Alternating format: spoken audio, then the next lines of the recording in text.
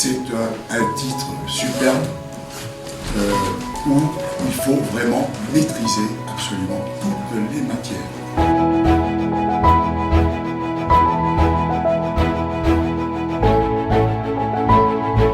Un seul lauréat.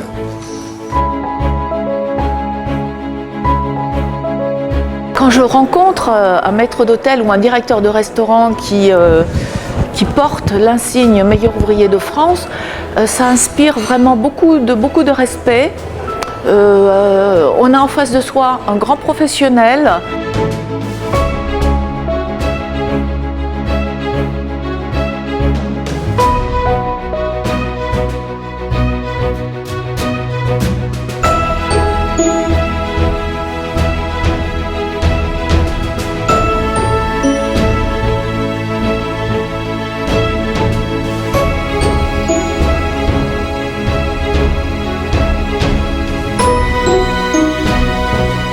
Des questions de base, de culture générale, le nombre d'académiciens français, savoir quels sont actuellement les académiciens français qui ont la chance d'être sous la coupole, quel est leur surnom.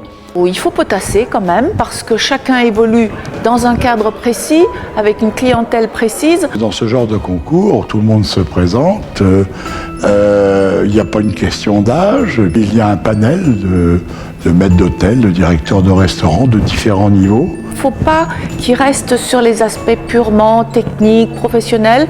Il faut avoir une connaissance, une culture générale, il faut s'intéresser à tout et avoir cette vision du client avant tout.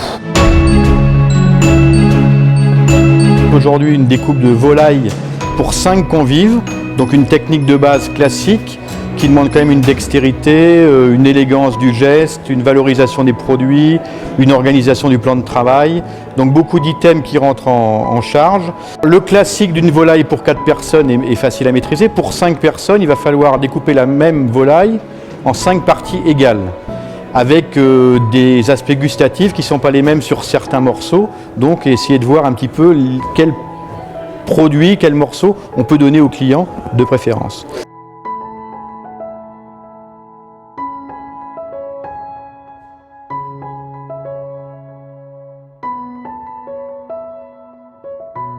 On a consommé du vin rouge, il reste un peu de vin rouge, le sommelier est parti, alors vous allez nous aider, vous goûtez le vin rouge et en fonction de ce vin rouge, voilà, proposez-nous sur ce plateau de fromage le fromage le plus adapté.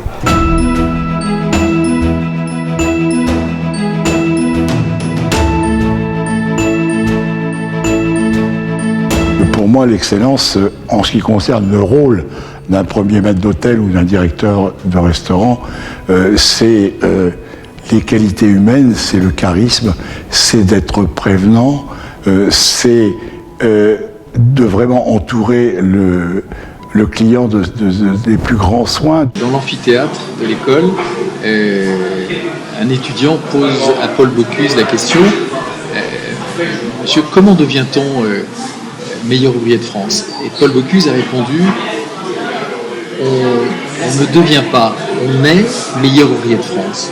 Donc il y a un moment où la personnalité, l'expérience professionnelle, la maturité, la richesse intérieure fait qu'on est meilleur ouvrier de France.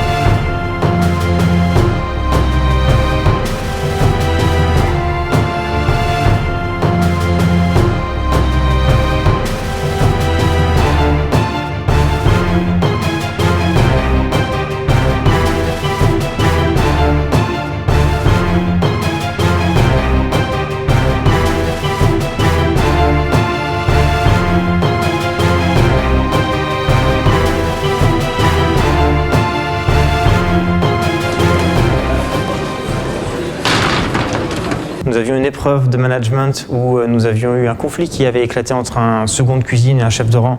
Et au lendemain, nous devions résoudre ce conflit pour que celui-ci ne se reproduise plus. Le magret n'était pas prêt et on a enlevé les 2 assiettes sans que je donne mon autorisation. D'accord. Est-ce que vous pensez que c'est acceptable, mademoiselle? Non, mais bon. Déjà de faire en sorte que les personnes qui ont eu un conflit puissent travailler de nouveau ensemble et ensuite de pouvoir faire en sorte que le conflit n'apparaisse plus au sein du restaurant ou de toute autre entité.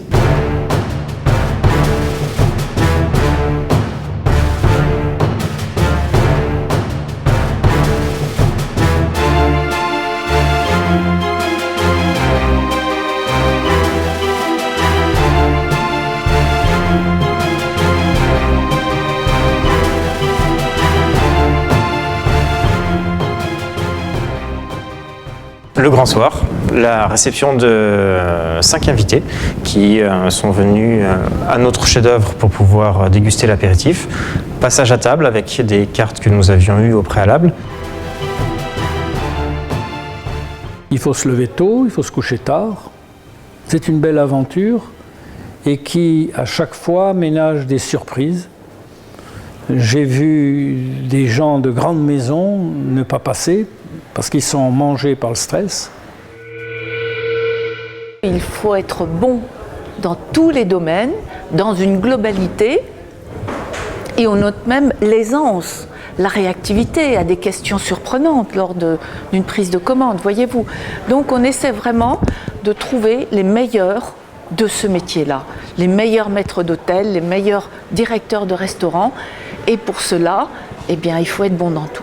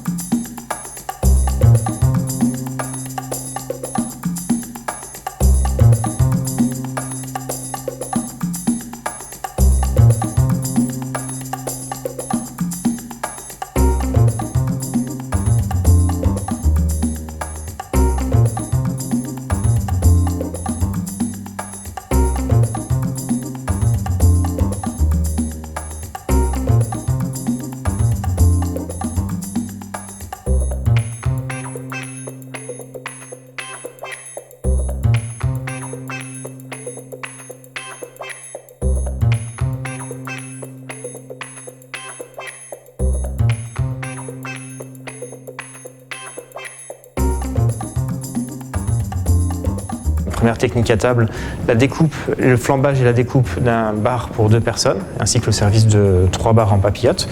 En plat, une côte de bœuf pour 3 personnes et des rognons de veau flambés découpés aussi au guéridon.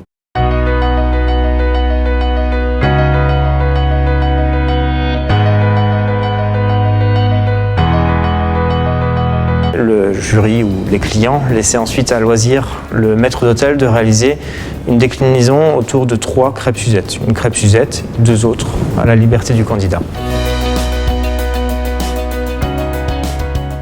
Un seul lauréat. Il est numéro 5.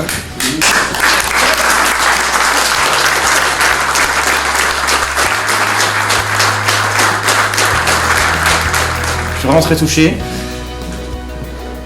et ravi, et maintenant c'est une nouvelle étape qui commence et je serai enchanté de pouvoir représenter les meilleurs ouvriers de France du mieux que je peux.